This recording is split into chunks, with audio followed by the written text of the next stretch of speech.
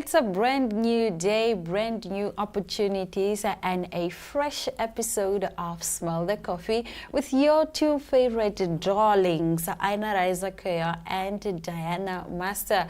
We will be in your company from now until 8:30. So buckle up because we are about to have a fantabulous time. How you doing, sweetie? I'm doing... Yeah, you're doing something. So what are we crying about? What's wrong? Like, city girls are tired, man. Like, City for real, girls for been real. down. I know city girls have been down. I don't know, for some reason, my Yeah. insomnia is at its peak. Oh no. And I am struggling so much to get to bed every night. Like, I slept at 2:30 a.m. and like 6 I had to be up. I feel so tired. I know I don't look it because I look cute. But wow. Okay. but I'm really tired, shame. Like, Yeah. I'm exhausted. Yeah. And it just makes life that much more difficult. So I said, you know what, right now it seems like life is handing me lemons. And people always say, oh, when life gives you lemons, make lemonade. But I feel like right now I want to hit people in the face with the lemons. You get what I'm saying? Like, I think that would make me feel better. Just pray for like strength And and peace. like for rest. Yes. Yes, because it says, come to me, all of you who are weary and burdened. And I'll give you rest. Yeah. Amen. So Amen. go there, go to that secret place and find your rest. Talking of something very interesting, I have a question for you. Would you ever marry your best friend? Because our favorite rapper in SA in Africa, Casper Nyovest, announced that he is engaged to his long-term best friend. It's giving, if we, by the time we're both 35 and we haven't been married, we'll get married for sure, for sure. I have a few people like that where it's like, listen, if by 40, both of us aren't married, let's get it. For sure, let's get it. That's what it's giving. Like, it's kind of giving, I've given up on love, so you know what? I always find it so creepy when like a male friend asks me out. Like, we are friends. What are you doing? What are you doing? Like 1 minute you're having fun, next thing it's have developed feelings for you. How? What? What How? feelings? Where are they coming from? Who asked for these feelings? It's not me. That's why I understand when some guys say, no, I don't want a girl with a male bestie or vice versa. It's true. Because it's just, it's something is not make sure Something they... is not make sure. It's giving. People always say, a lot of guys say, oh, you can't have a male friend that doesn't want to have something with you. They don't want to sleep with you. I don't believe that's true. I believe you have that one. That to one an extent, that's like a brother. I think to an extent, yeah. Yeah, I think you'll have... I'm not saying all of the male friends are like brothers, but I'm pretty sure there's one amongst your group of male friends. There's one that's just like, that's my sister. Like, they don't see anything romantically with you. If anything, they feel sorry for any of your romantic partners because they're like, I've been with this girl. Like, I know what you're getting yourself into. Like, my guy, run. Yeah. Would you? So you wouldn't, definitely. I wouldn't. I have male besties who have asked me out. Oh. And like it ruins the relationship. Awkward. It's very, very awkward. Because you're like my friend. But I think that we've overcome that, and then now we are still friends. And I'm just thinking, bruh, did you not want me the other day? So how come? What changed? Wait, is it that easy to move on you from just me? Like, moved on. Now you're dating other people. You're telling me about other people. Like, bruh, what's going on? I think every girl has been in that situation. Yeah. I honestly feel like every woman has had that at least once, because I also had a similar situation, and the next thing it's like, so this girl, I'm like, wait, what? When did we get there? When did we get there? You were dedicating songs to me the other day. Like, what? So people just move on, I guess. Just move on. People like, move with the times. No, they are not people going move to with the wait times. for you to No, decide. I mean, time waits for no man.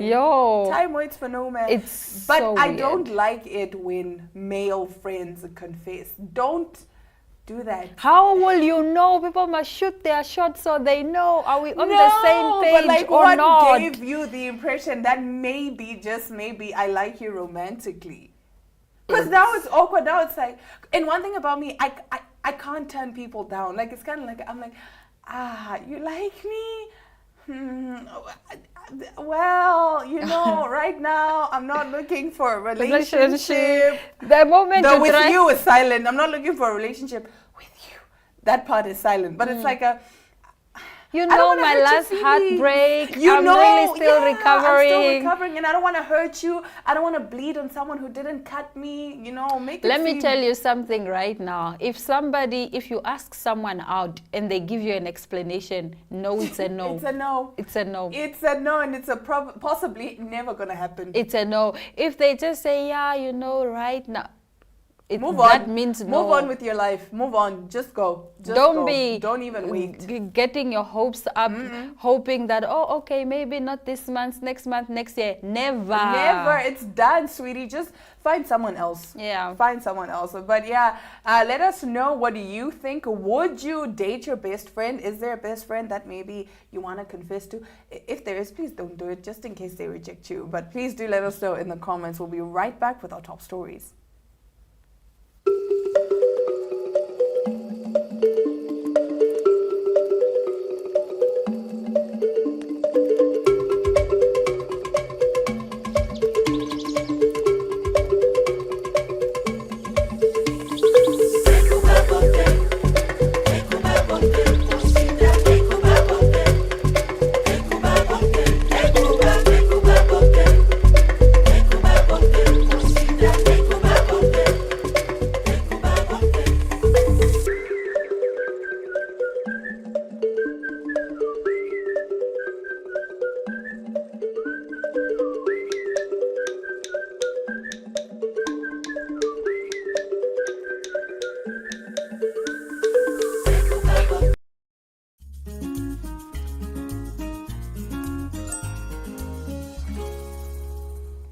Now we start off our top stories with the pregnant influencer, or rather fitfluencer, that was kicked out of the gym because the owner's wife complained about her outfit. A woman has shared the outfit she alleges got her kicked out of her gym after the owner's wife claimed it was too revealing. Emmy Romero, a US influencer, said she was dress coded at the bodybuilding facility she recently joined for wearing a pair of leggings with a tank top. The fitness fan, who is 5 months pregnant, claimed she was aware of the gym's workout policy, which prevents women from exercising in just their sports bras, but stressed her outfit didn't breach the rule. However, the top, which didn't reveal Emmy's stomach, seemingly proved too much for the wife of the gym owner. In a TikTok video in her car outside of the fitness center, Emmy said she noticed the owner's wife staring at her while she worked out before she was approached and told to cover up. "So I'm wearing this tank top today, right?" she states in the clip, adding she's finding it hard to dress as her bump grows. And the owner's wife is staring at me the whole time I'm working out. And the owner kind of walks over halfway through my workout. He's like, "Listen, my wife has an issue with what you're wearing right now. We don't allow sports bras." Ms. Romero said she explained to the owner she wasn't wearing a sports bra. He responded, "No, see, I agree with you, but my wife, it's really hard to differentiate between what's a sports bra and what's not, so you're going to have to either leave or put on a top." The mom-to-be said she felt embarrassed by the situation, claiming there were other women working out in super tiny tops around her, adding the walls were also adorned with photos of competitors in teeny tiny bikinis and their little men underwear. "I don't feel like I'm wearing a sports bra, so I don't understand what the problem is here," she said. She told the owner, "You're a bodybuilder, Jim. You have all these photos up of people half naked, which is cool, but like I can't wear a tank top." I was trying to be respectful, but honestly it was pretty offensive. It was the craziest thing. Eventually the conversation concludes with the gym owner stating his facility wasn't the best place for Miss Romero to have a membership. She agreed, stating, "I don't want to work out where I feel like this anyway." Firstly, she's not dressed inappropriately. I think she looks very covered up. Yes. I think she looks good. Yes. You can't see anything. There's nothing revealing there. As a matter of fact, she's fit for the occasion. Yes. So I don't think it has anything to do with the dressing code, but rather with the wife. Maybe the wife was just uncomfortable with having her there, which is fine. I wish she should have just been open and said, "Hey, don't work out here. We don't like your energy." Find something. Like maybe even make up a lie, like, "I've heard that you've been checking out my husband," or something like that. Because that just seems like a very insecure woman. She's very insecure. And it sucks that right now in 2024, we still have women pitting against against each other. And she must go fight her own battles. Why are you sending your husband? To go fight your battles for you. But shout out to the husband. A good husband always does what the wife says. Shout out. Happy wife, happy life. Shout Future out. hubby, I know you're listening. Shout So, out. yeah. Shout out. I mean, hey, it just sucks that she's bringing down another woman. Yeah. It sucks because, I mean, the world is already cruel enough to us women. We should be at least kind to each other. But then we've been made to see each other as competitors and to Yeah. just one up the next woman. What do you think about this next story? Very interesting. Well, in addition to her being a media personality, a television presenter, a model, and actress, Pearl Thusi is now, guess what? What? A DJ. Oh, hi. Yeah. The actress is beaming with pride after recently fulfilling her dream at the Makwelane Festival in Soweto. Taking to her timeline, Paul said this was a venture she has been working on for the past 10 years. God's timing is the perfect timing. Delay is not denial. Trust the process. I have made a dream come true. Whether this makes sense to you or not, worry about yourself and making your dreams come true. I pray this convinces you to never give up on what you want to achieve. I was always worried about what everyone would say about this decision nearly a decade. I'm so happy because I've overcome the fear of judgment, forgetting that only God has the right to judge me. I am free. Opel has the support of her friends, her family, and her bestie DJ Zintle. Now, speaking to Sunday Times, Paul said she plans to launch a fashion label, and she is also shooting an independent film and working on releasing, guess what? Music. Tell me what happened to your DJ career. You know, Look, Pearl no, is one-upping you already, Chami. Nah, I actually did some self-introspection, and it's not for me. It's not for you. I think that all of us have caught on to this DJ hype. Because DJing is where the bread is right now. I mean, and Uncle we Waffles. see it's Yeah. easy money to make, honestly. It's quick and easy money. Yeah. All you need to do is put a set together, play at a gig, you get your 3,000. You're And like for Pearl, it will be easy for her to book gigs because she's already famous. People want to see Pearl. Yo, but Chami, So it's just another easier Business way of venture. making money. For me, I thought, okay, yeah, I could make money, but I'm not passionate about it, yeah. So at what cost? So I said to myself, you know what? Let me rather invest my time and my energy in things that I would actually enjoy doing, things that I Yeah. actually love doing. And so that's why I have not pursued it, but I have not debunked the whole idea completely. Should I be broke tomorrow, you will go see DJ. me. Yeah, you'll be there on the day. You will see me on I the mean, deck. get your bag or whatever. I don't know. But who would have ever thought music?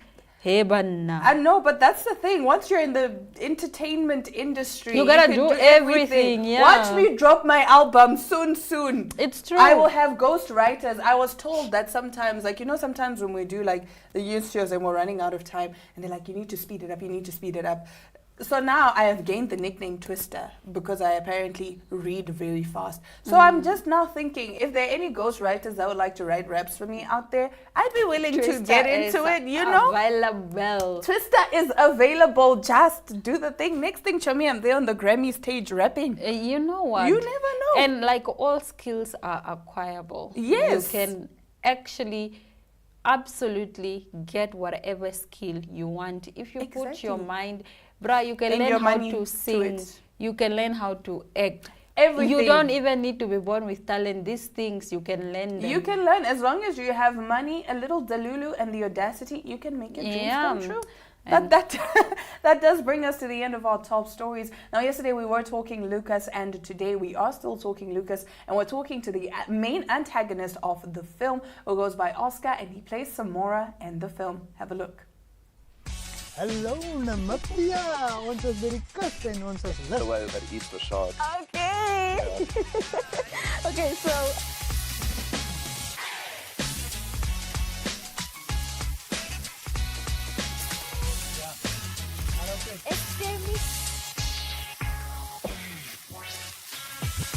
Yes.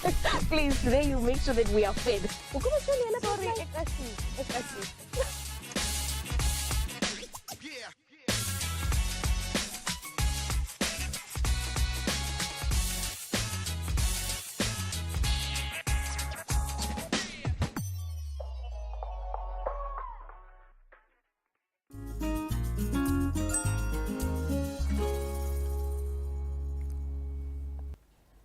Now I'm joined in studio by rising star actor Oscar, who plays the antagonist in, the movie that's making waves in Namibia and beyond the Namibian borders, Lucas.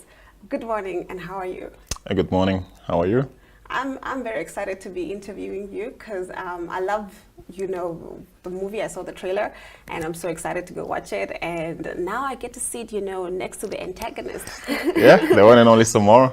Yeah, tell me a little bit about yourself. I know you play Samora, the antagonist, in Lucas, but who are you? Who's Oscar? Well, Oscar is a creative.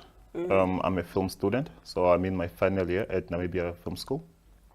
So that is the first film school in the country.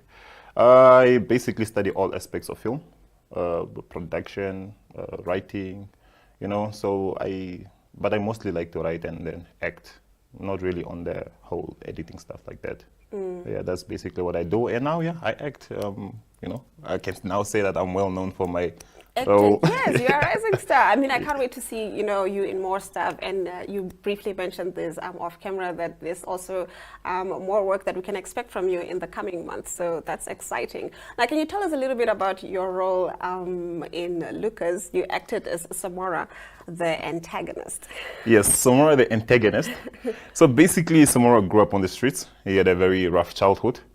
When he grows up, he gets a bit delusional because obviously all those drugs and all those shares and the alcohol, they take a toll on your brain cells. So that is the type of guy that Samora is. He thinks he's somebody that is not. He thinks he's a drug lord and stuff like that, but he actually lives in an abandoned house. So I would say Samora is more like a loser. And then but he's a very mean guy. You wouldn't want to come across him. Everything about him is bad. So that is the person that Samora is. And Samora in the movie Lucas, Samora and Lucas are linked. These guys, they always cross paths, no matter how many times they try to go away from each other. Life just brings them back together, and Samora does a lot of unimaginable things to Lucas. Yeah, I can totally imagine. I act here and then as well as I think most artists in Namibia, we carry different heads. You are not only an actor, you're a writer, director, and so forth. Yeah. And one of the things is I've never done a villain role, but I'm guessing it must be very hard to sympathize with your character, right? Because you need to. When you are Samora, you don't think I'm a horrible person. So you understand the motives of why he does certain things. Was this challenging for you? Portraying a street kid with such a horrible background. Was it a challenge for you?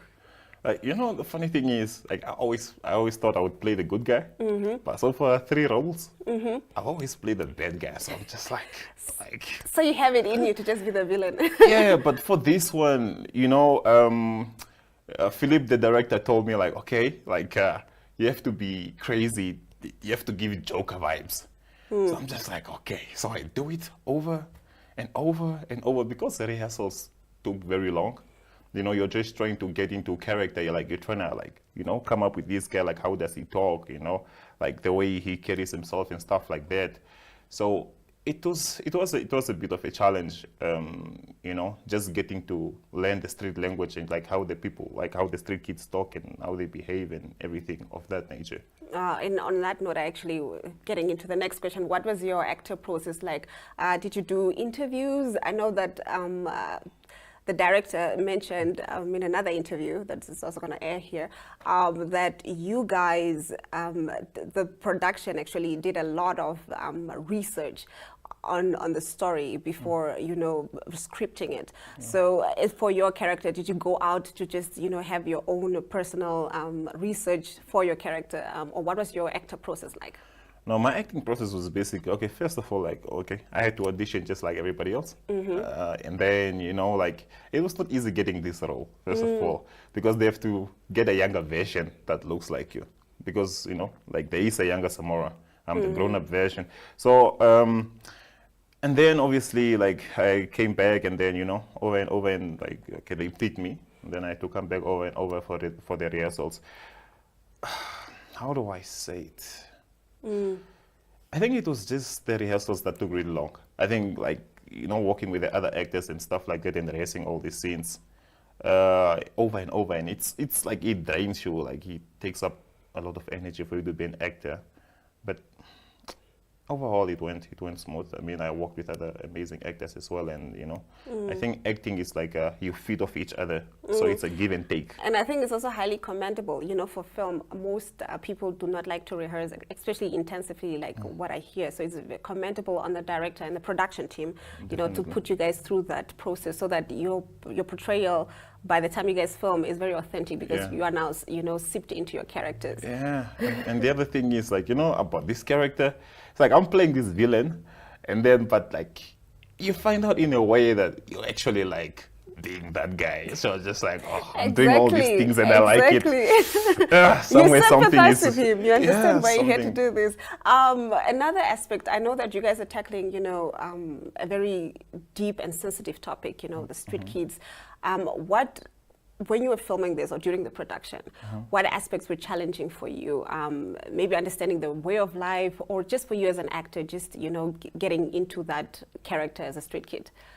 You know, first of all, it's just understanding that, okay, now we are telling the story from the street kids' point of view. Because in most cases, you know, like you just see them on the streets and you're just like, okay, go back to school or go home or whatever. Like, why are you on the streets? Like, we are so judgmental and so critical about them, you know. But like, once you're doing this movie now, it's like you are kind of looking into their lives, because like we are telling this story from their point of view, and you kind of understand as to like how somebody would end up on the streets. Because I don't think anybody would just choose to leave home or to leave school for no reason. So something must have happened. And the other challenges is just like portraying the life of a street kid. You have to be on the streets. And trust me, like, we were only there for a couple of hours a day or whatever, okay, maybe the whole day, and then like you do your set, you do your scene, and then they cover you up, you get a gown or something like that. But it was still so challenging because like we shot it during winter. And like, you can just imagine what these kids go through, because it was On a regular, because it was extremely cold. You know, like it was cold, and like we were shooting in these abandoned houses and stuff like that. And you just gotta imagine, like, it's raining and this person is just in this house. It's cold. This person is just like, you know, and all of that. So it was just like, you cannot just like feel like what they must be going through, because like, imagine you have a one bed to go sleep after, but like he's gotta stay on the street all the time. So yeah, that's definitely very sad indeed. Now, what aspects, I mean, because, you know, this is 100% Namibian production with crew and cast, and it's very authentic to Namibia. What aspects did you put into your role to make it, you know, very authentic? Well, we worked with other guys, like the script supervisor. Basically, we wanted to make it authentic. We focused mainly on the language. Because like we would say something, okay, like, because the script is in English, then you have to translate it into Afrikaans. So we just like, okay, that slang word is not from here, that's from SA, like they don't say that here. That's you know, so like all of that, and then just the behavior. But we mainly focused on the language, because like we had to translate our own lines. So, yes. You know, so you bring the slang, the nga, the what? Yeah, the what. Oh, that's amazing. I understand that Lucas is at the cinemas from the 8th of March till the 14th. Yeah. Okay, great. So I'm definitely, you know, buying my a ticket. I'm buying for my family members. Everybody's going to go and watch. Also, I implore the audience to come and watch as Samora, you know, does some horrible stuff. I'm also going to make a 10 there. I will be there as well, just to watch it again. Even though I've already seen it. So maybe like they can come and then they can meet me and stuff like that. Exactly. But so far, the people that have watched it, they don't like me. They're just like, yes. So I I definitely, you know, can't wait to watch it. We'll be right back with more Smell the Coffee.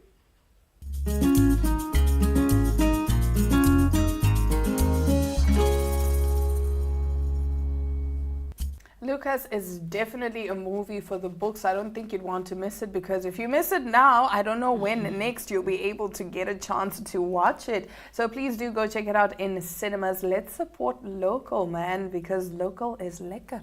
Definitely. All right, that does bring us to the end of our show today. Thank you so much for joining us. But fear not, if you're sad, we will be back again tomorrow. Same time, same place from Diana Master and Aina Raizakweyo. We do wish you a lovely Tuesday. Is it Tuesday or Wednesday? Wednesday. A lovely Wednesday. A lovely Wednesday ahead. Bye.